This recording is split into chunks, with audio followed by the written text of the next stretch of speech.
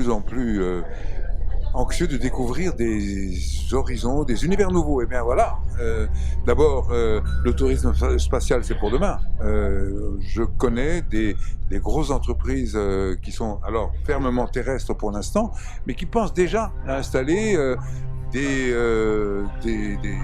touristes dans l'espace, par exemple des hôtels qui seraient en orbite basse autour de la Terre, et puis plus loin encore, on parlait de la Lune, pourquoi pas sur la Lune, c'est pas très loin, on peut y aller facilement, 300 000 ou 400 000 kilomètres, on peut les franchir en quelques jours. Donc, en effet, je crois que demain aussi, le tourisme Mais spatial va il n'y a, pas- occuper... y a pas que ça, il y a des projets à très court terme en fait. Igor et moi, nous sommes conseillers scientifiques pour on va dire pour l'instant c'est un groupement humain, mais qui va devenir demain probablement florissant, qui consiste à donner l'espace à tous, l'espace pour tous. Alors, ça paraît être une utopie, non pas du tout, c'est une réalité qui va être demain, quand je dis demain, c'est à l'horizon de 2 ans, donc c'est vraiment demain, à notre portée. Par exemple, vous pourrez aller dans l'espace. Comment? Eh bien, pas du tout par les moyens que l'on anticipait jusqu'à présent, qui sont des fusées qui malheureusement sont très coûteuses en énergie, très coûteuses en argent,